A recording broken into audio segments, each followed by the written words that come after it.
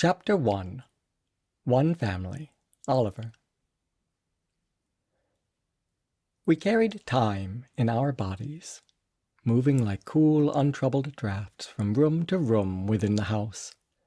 And there, in one of the rooms, most likely my sister's, we held still and entranced as our mother told us stories of creation. Why the sky is, why the waters are, and how each constellation came to be. Not to mention the red-winged blackbird, the beaver, even the gnat. In the beginning, said our mother, a woman fell from the sky to a soft, watery world below. There was nowhere to stand in that world without sinking, no way to walk unless you were Jesus, a magician, or one of those water striders seen on quiet streams or ponds. So, a very kind, very large turtle with solid ground on his back gave the woman a place to lie and look up at the stars, providing her with a dependable home full of everything imaginable. And that is how our earth, with all its forms and living beings, got its start. No sense arguing. Stories aren't against the law. Besides, we liked the way our mother described how the world came to be. We lay on the rug, the bed, the grass, with Jessica, our dog, building pictures inside our heads. There's a story in everything, our mother said, if you listen up and don't talk down. But it is your job to enter the experience. No one else can do it for you. You've got to be interested. To move within, you've got to think and feel alongside. And if there are cracks in the story, we will discover them together. We will mend them if we can, our mother said. It was easy for my sister and me to enter into stories, and we were comforted knowing that any wrongs would be put right thanks to our mother's caring words. We trusted that a world askew would regain its balance, and that every cat would find its fortune, its home, or maybe just a patch of sun to lie in on a chilly winter afternoon. There were tales of our brother Storm and sister Light. Stories of our cousin Smallstone, carried by the well-traveled leathery boots, all the more family, who knew. There were swifts that rose and fell on their vesper flights. There were alligators with snappy sound bites to make us laugh. Even the 200-year-old oak at Hooper's Crossing and the singing sands of Solomon's Cove had stories to prove their relationship to us. Everyone was included. It was an endless accounting of our connection to the world, only some of it tedious for children like us who preferred action over philosophy. Our mother spoke according to the content of her character, and we melted in her rhythms like two ice cubes in the captivating ocean. Her voice warmed our imaginations and stirred our souls, which is a magical word, imagination, and a spiritual word, soul. Our mother welcomed the imagination, and she embraced the soul. Everything has a soul, she told us, never explaining either the word or her certainty. First, the fundamental trust that there is something essential to everything, to everyone. Then, you've got to pay attention to that kernel. Give it a chunk of your time. The soul of the honeybee, the bayberry bush, soul of the sea nettle washed ashore, and the swing set at the park. Soul of each person in every house, on every street. Our mother tended the soul as if it were a member of her family. And the thing is, it was. Sometimes she'd nurture the soul, sometimes let it be. But always, if anyone was in need, she would redirect her story and give better attention. Maybe offer more plot, so a troubled soul could find its way. Or hold out an open palm to ride in. She'd have her words carry in a bowl of chili, say, with cornbread for dunking. That, or her famous blueberry cobbler with hard sauce, no rum. It was always something delicious that she would tell, something to feed the story and encourage the soul. Once I remember a flowerless butterfly, a painted lady, aimlessly fluttering and suffering in the dark of Dorchester. The butterfly wasn't even the main character, only a subplot, but it made Cricket very sad to see the creature losing hope. Our mother, sensing the sadness, quickly figured something different. With her words, she built for the butterfly a field of thistle in the warm, glorious sun. The butterfly found her fortune. My sister breathed easier, and the story continued from there. And later, for a lonely willow tree overlooking Island Creek, our mother brought in the moon to sing a reassuring song.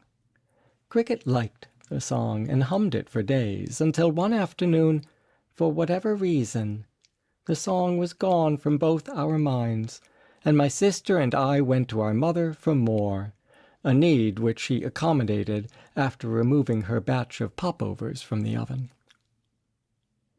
Likewise, to each person, even the meanest, the ones who, having lost sight of their own souls, teased cripples, bullied classmates, or tortured slugs and other living things, our mother would listen carefully as she told their stories. She would serve up mitigative alternatives to the cruelty, so no one would lose face. Maybe the mean ones would see the error of their ways. Maybe not. It wasn't up to her. It was up to them to make the effort. Our mother was the conveyor of possibilities. She wasn't the reason her characters did things. She would make a pitcher of fresh squeezed lemonade with her words, placing it in reach of everyone, providing cups, providing space, providing ice, giving the sense always that the world is a helpful place. It's a shared experience, equal for all. It doesn't discriminate, doesn't play favorites. But it is up to us to recognize the inherent goodness of the world and bring it to light. And I speak for my sister as well as myself in saying that we could have gone on with the storytelling forever. Our bodies, wound with untroubled time, ticked silently forward as we anticipated the pranks, the mischief, the adventure, and, what we got most, the feeling that the world made sense. Never once did we think, what's the point? We felt the heat of the summer sun that added sweat, the howl of the winter wind that added shivers. We heard the cries of some distant coyote that added mystery to the world, or the grunt of a three-legged pig whose message was empathy. There were tricks, teases, temptations, and trials. A 13-eyed monster there to watch our every move so we couldn't escape. Or some dark woodland goblin who stole our childhood and locked it in a box. And then, in the end, with a wave of the hand and a stroke of indisputable justice, there came the thunderclap of heroic resolve. Our mother's words found a way. They found the key to unlock that box. Jessica, our basset hound, sitting beside me, would prick her droopy ears at the sound of the resolve. She'd lift her head and look around, I'd pat her shoulder, rub her back. It's okay, I'd say. Nothing to worry about. Everything's good now. Stories came like a gentle breeze through the window, or like a falling star from the sky. They came every season, all hours. They came at bedtime, after breakfast, during the long rains of spring and the droughty August dries. And once I remembered a clear winter day when the power was out, a fire lit for us by our workaholic, weather-resistant father. Sunlight slipping and sliding over the ice and snow outdoors, 10 below. The house stood quietly then, waiting for the moment when all that was invisible could emerge from hiding and become known, the way the earth awaits darkness to reveal the stars. It was a thrilling thing, this anticipatory time. My sister and I were kids in a candy store where their confections were words, sweet and salty, story deliciousness, to be followed, we knew, by a weightless feeling, brimful of wonder. In the beginning was the Word, and the Word was with our mother. She was the Word, and the Word was life. We would listen there in rooms in our soft, story-obsessed bodies, silent as the shadows, with the smell of homemade pie wafting nearby, apple and cinnamon. We sat waiting for our mother's story to put pictures in our heads, if the words had it in them, which they always did. We readied ourselves for extraordinary flight, I in my blue mind, my sister in green, even as the commonplace world held us in place. There was the mess of our days scattered on the floor with the dog, the crafts and clutter of our home, a ball, a book, a pile of socks. On the walls hung undusted art, my sister's and mine. On every shelf lay the craft and arrangement of some indispensable creation. And spiders, not to be outdone, wove their masterpieces upon the least attended corners of the museum. Then out each window, out both the front door and the back, stood the local, everyday, unfailing world, filled with seasonal stuff. Pollen, pumpkins, plastic reindeer, winter wheat, workboats, combines, the up-and-coming stars. It was the miscellany of the rural environment where we lived, my sister and I. It was the Maryland countryside that held us in its unconditional welcome. All that was familiar, the seasonal corn and soybean fields, buzzards circling high on the blue crystal of sky, the unflappable rooms of our fireproof, flood-proof, foolproof house, and those yellow trumpets of honeysuckle near the water's edge. Everything made us feel secure in the world. We had the sense that, in our tight and easy circle, we were permitted to roam. And trusting this sense, we opened ourselves to the very stories that would loosen our ties and allow us to fly, stories that also would free us from chores and homework, anything that might hold a child down. We traveled far as we stayed put in our home. And though neither my sister nor I saw it at the time, as much as the surrounding world was a key to our release, it was also a necessary foundation, offering the perfect amount of constancy to the boundless imagination we preferred. The leaves out the window, even on windy days, did not exceed their set limits as leaves, and that was a good thing. The cup on the shelf was always a cup when it needed to be a cup.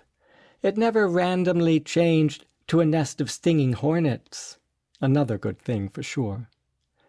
Each morning, The floor lay as parallel planks of oak, and at night the ship of light we called the moon, though containing multitudes, not once did it transform into a crab or a barn or a boatful of fairies without first asking our permission. The imagination, my sister and I learned, was not arbitrary. It followed strict rules legislated by life. Nor was the imagination intrusive or pushy. Our mother's words would come seemingly out of nowhere to shed new light on the world and open our eyes to things we had not seen before. Her stories edged their way in without shoving. They asked without demanding if we would like to take part. Her words were possibilities always, and why not welcome them? Those possibilities met us halfway on the road to understanding the world around, helping to make us even more ourselves with their loving and liberating touch. Her long blonde braid hugging her shoulder, our mother was lord of the word and master of the way forward. She guided us down dark roads at night, through fields of wind and imaginary kingdoms. We slept in marshes and trees with the foxes, coyotes, and bears. She took us to towns and cities far from our home, where we met characters with important information that would save the world from destruction. Characters with satisfying names such as Ray Ray, the Sun Shadow, Charity, the Wishmaker, and Big Biscuit McGee. There was no knowing who might show up or what their news might be, and no end to the telling either. To be continued tomorrow, the constant refrain.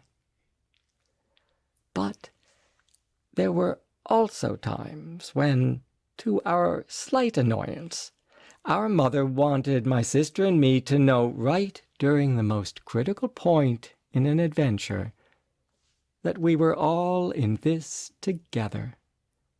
Yes, I know, my narrowly focused mind would sigh, but now isn't the time, I wanted to argue. I didn't argue, though, just let her go on. And the longer I live, the more I've come to love the message of her asides, which lodged itself in my unconscious until I could say for myself that, yes, it's true, we are responsible for one another. And by we, our mother meant everyone on earth, including witches and field mice. Though really I think she hoped Cricket and I would hear the truth of our own good place in the world, even if we just wanted her to finish the story. Because more important to our mother than any narrative was how out of the womb of life, out of the dark and mysterious stillness, her children came to be so bright and alive with promise. Cricket and I were like light from the firstborn star, she told us. Then she corrected this. We were like the wonder that first envisioned the stars. She corrected this, too. We were like the warmth at the heart of wonder. The warmth you feel in the presence of a favorite pet, say, a happy home, a loving mother and father. She nodded and smiled, then began to correct this last statement as well. We were... She went silent, her face filled with the glow of certainty, a glow that my sister and I knew well of our mother. It came from her heart. It filled her eyes with wonder. It entered her mind as words, and it did not matter what else was going on at the time. She had to let us know. Before all light, all wonder, all warmth, she said, well before life itself created this universe, we all were together. In the place of the great bear hug, that is where we began. What great bear? I asked, bears being a top animal for me when I was a boy. There in the embrace. Of a bear? Well, not a real bear, she said. Oh, I said, disappointed. You can see a bear if you want, said my mother. But it's really love that held you to begin with, and not just the both of you alone. Everyone and everything was held. Everyone and everything was in the mix. What mix? I didn't get what this had to do with the story she'd been telling. We, all people and things, began as ingredients to a cake, our mother explained. Or, better than cake, we were like the promise that's in an unopened birthday present. Do you see it? She said, moving even further from her story. Picture a present out of reach on the top shelf. How to get what's hidden there, how to get that promise out. Something about you is hidden.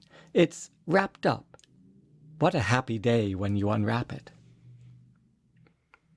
By this time, our mother was far removed from the narrative flow. She was on one of her tangents.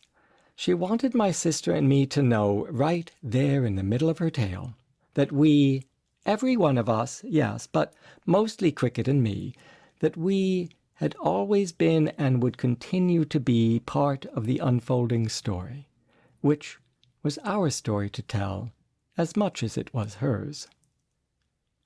There really is only one story, said our mother. That's what you need to remember. I shook my head. Why did she always have to go off like this? Focus, focus. The task at hand, that's what Mr. Chapman, my teacher, would have said. We didn't care about what Mama was saying, or at least we didn't think that we did. Just get back to the woods, I protested, annoyed with our mother. Cherry and Webb are in there with the witch. But this is important. They could be dead by now. You can't just leave them alone with her. I didn't leave them. I'm giving you backstory. We don't want backstory. But the witch is sick in her heart. Everyone needs help. She's not going to listen, I said. Why not? Asked my mother. She's mean. She's not mean in her heart. In the world she is, I said. Yeah, agreed Cricket, waiting out this argument. She's going to turn them into toads. Our mother thought about this. Toads? Really? Or something worse? Well, that won't do, our mother said. Children don't want to be toads. And so she took off her rose-colored glasses. She returned with better focus to those frightening woods and to the children that she had abandoned. I remember that story, those children, Cherry and Webb, the woodland animals, Tilla, Soapy, and Suds. I remember the witch most of all, with her shrieks and vicious laughter. It was summer vacation, 63 years ago. We sat late afternoon by the creek, cool in the shade of the locusts and hackberries. Might well have been yesterday, it's so clear in my mind. A sailboat sailed down, puttered by. Sun sparkled the water. But mostly, it was a dark story world that I saw. A world in the grips of a spell, because somebody, yes, the witch, had blotted all light from the sky with her terrible incantation. Fear, drear, darkness here, nothing to see, no one to be. She blotted out the moon and the stars, leaving only the creaking branches of gusty trees, which was a torrent of dread inside me. I gave myself up entirely to it. And Tilla the fox trembled in her red fur coat. Soapy and Suds, the gray mice, shook from their outermost whiskers to their innermost thoughts. And the children, Cherry and Web, so frightened they could not, would not move, had lost all hope. This had to be put right, no time to lose. And yet, at that moment of greatest need, our mother shifted gears to remind us how we are all part of one big story. Could there have been a worse time? The children were about to fall under the witch's child-catching, world-sacking spell, and spend the rest of their days as toads or lonely stones. Luckily, Cricket and I brought our mother back to her senses. Toads? Really? Or something worse? Well, that won't do, she said. And she moved the story back into the light, coming through as she always did. The stars returned, and with them the moon, as though it had only been a matter of clouds in the way. The wind went quiet, and the tormented trees grew calm. Sometimes the most terrifying feelings have the simplest cures. Our mother picked up her guitar to make sure we heard the rhythms of well-being. And moonlight spun to the earth. It filtered down like threads of music. It covered the evil witch in its strum, summery chords, taking away her powers.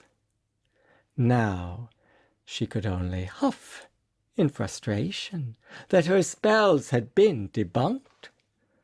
Of course, the children were still afraid, what with a witch in the world. But the musical moon then shone upon something in the bramble. There was always something in the bramble. "Do you see? Do you hear?" said our mother.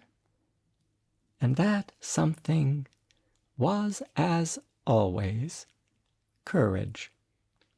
No matter how many times our mother told us stories, and in whatever setting came, the thing she wanted us to see and hear was courage, the ableness to deal with all difficulties, the inner strength to move on.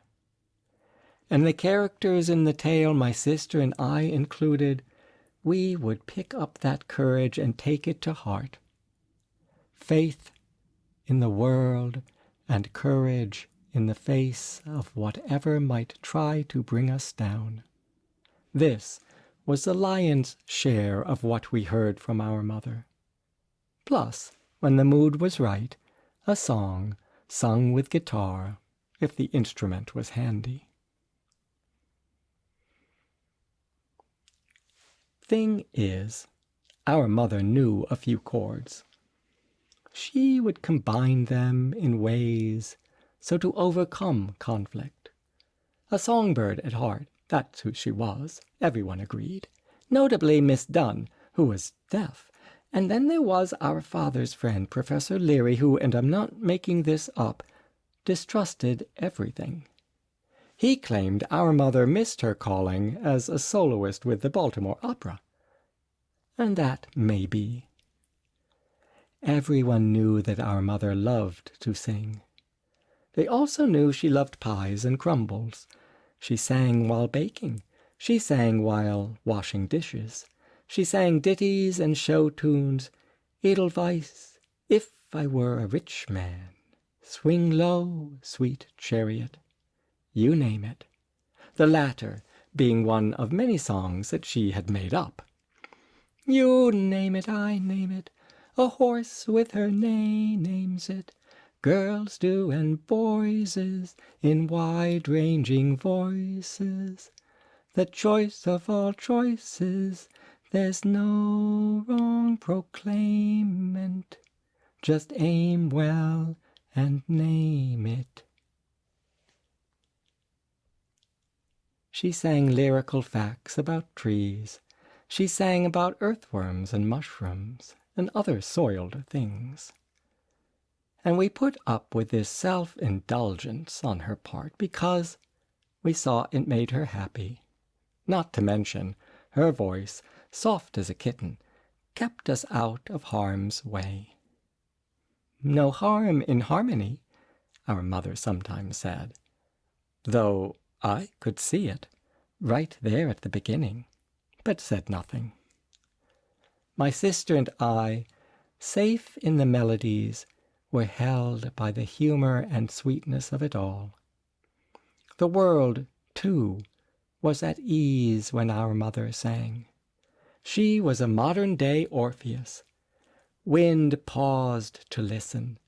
The sun stopped burning, and bees holding still among the flowers ceased their relentless buzz and absorbed what, according to our father, was the voice of an angel.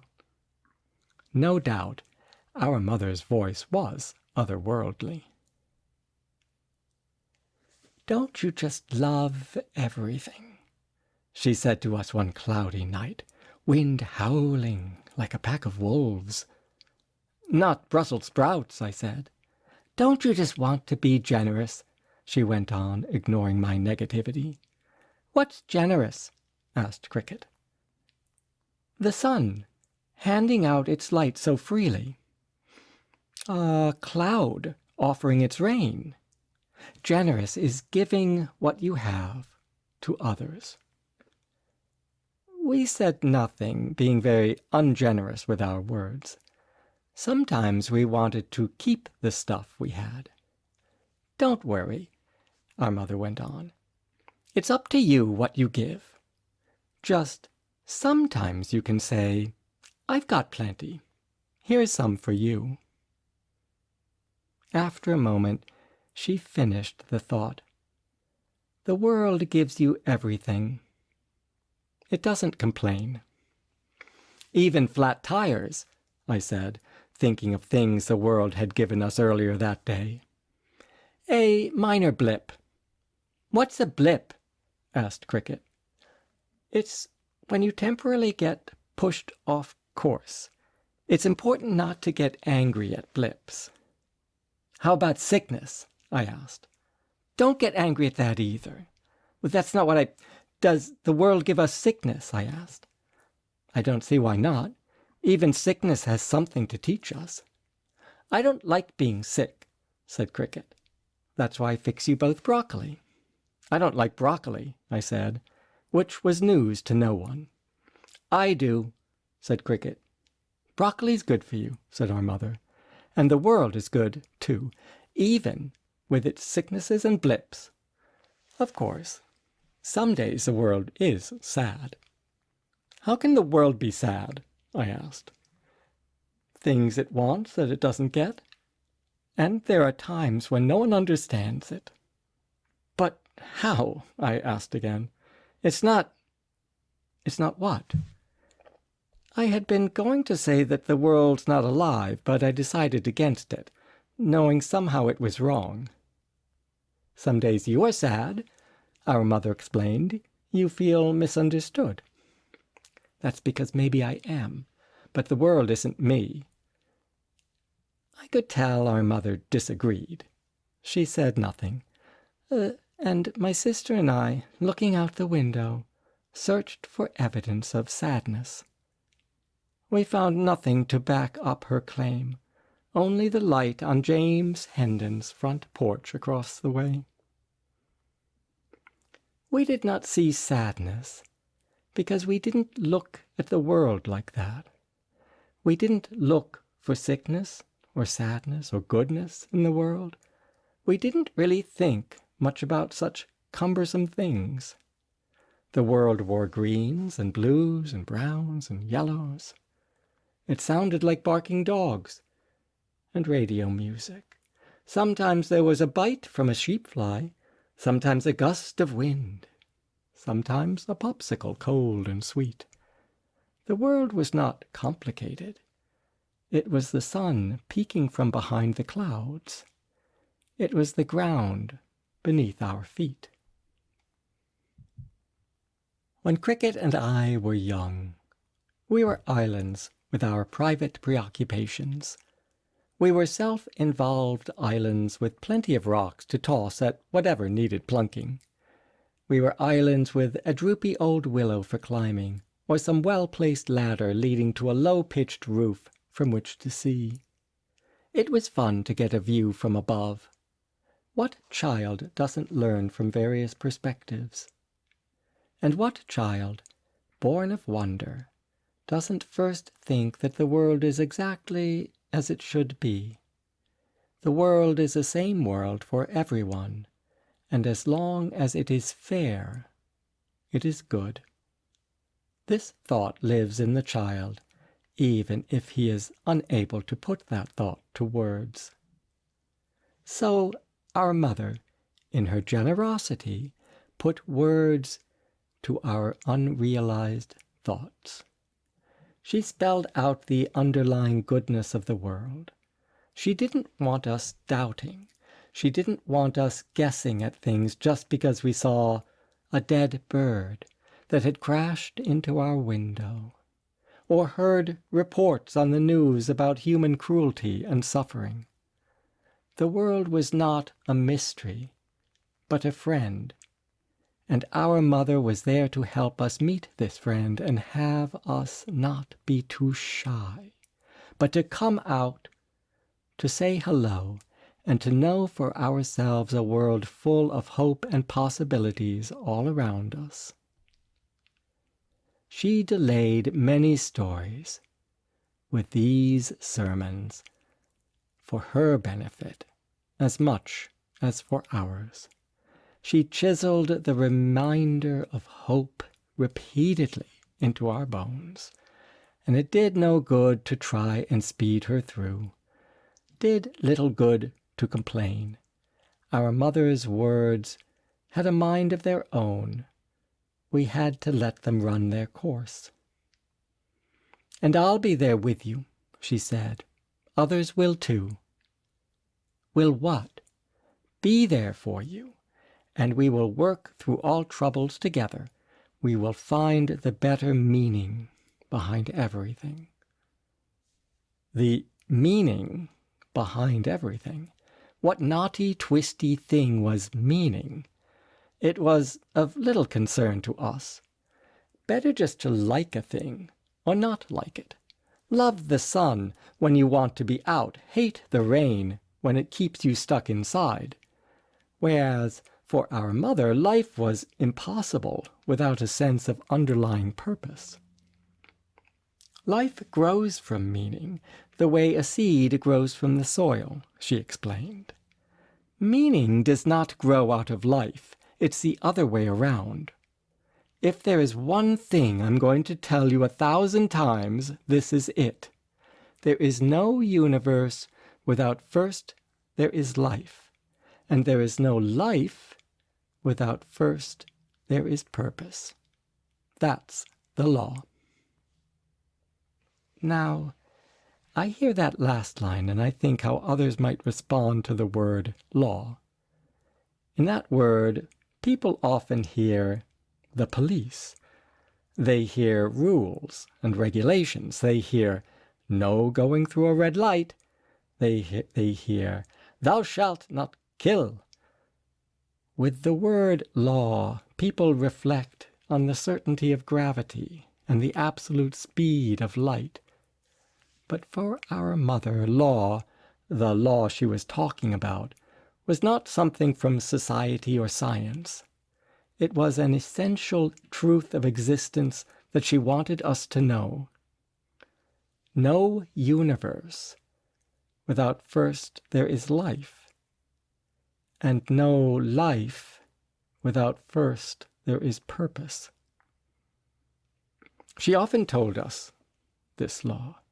as obvious to her as falling is to a raindrop or wriggling is to a worm. She told it in simple variations as a preface to each coming story. Remember, remember, life before universe, purpose before life, and soul before substance, and bluefish before soul. Though soul with lemon juice, capers, and dill is delicious. Then brush your teeth before going to bed. And you and me here for each other always. Always. She punctuated the always with a smile. That's the law. My sister and I would be drawing pictures, spread on the floor, leaning on our mother's words and occasional humor. It was our endless desire to be entertained. With our minds spinning like a Van Gogh sky, we would draw as we waited for the real story to begin, not more talk of laws. Who wants laws when it's time to be free? Come on, get to it. Get on with the show. We listened as the room itself scooted to the edge of its seat, so to hear our mother's new tale. What would she tell this time? Would she tell more about Cherry and Webb? Would it be something new? Light, too, having traveled far, slowed with curiosity, easing to a near impossible halt. Friend Light sat with us on the bed, the floor, wherever we were, hungry for entertainment. My sister and I, the room with Light, good dog Jess, hound of the Bassettville, we all waded through our mother's ongoing, irreducible preface, enduring its attempts at teaching, to get where we most wanted to be, the beginning, the real story. Still, however, there was more to get through. Nothing ever is easy. Better not to grumble, but patiently wait.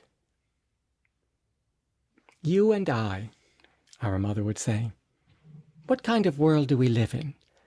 We move through space, spending time as we go, half the day playing outside, all evening itching mosquito bites, an hour quietly drawing pictures, a moment to make dinner.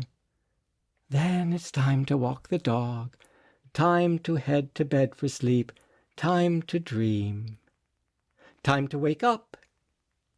There are many ways you spend your time, and all of it is to buy, well, not buy, but earn a relationship with life.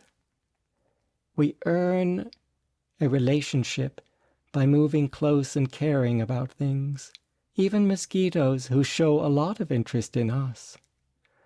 This is going to be a story about that movement.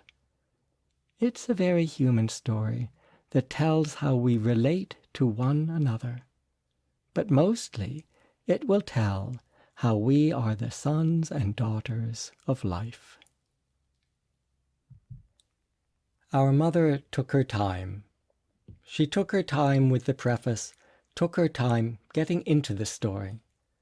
She would pause to stare out the window in order to locate her words, to meet with her thoughts and come up with the proper narrative for children such as us. It is difficult to create with intent out of nothingness, but she did it non-stop. The testimony of a fallen star, for example, that learns from its mistakes after landing in a horse-chestnut tree. The legend of Trickster Coyote and his love kumquat. The time-worn narrative of the stolen box filled with the sun and moon. There were countless stories with dark, menacing plots, ones that followed with brightening words to offer relief. The words would glint like dew on morning grasses. They'd seek to resolve some heart-wrenching difficulty of creation, such as why one person has all the luck and another gets only the most rotten fruit.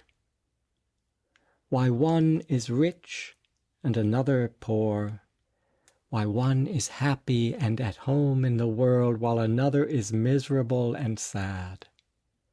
Or why the wind has no shadow, a stone has no float, and why a dog, even the most loyal and soft, someday, without bothering to ask if it is okay, has to die.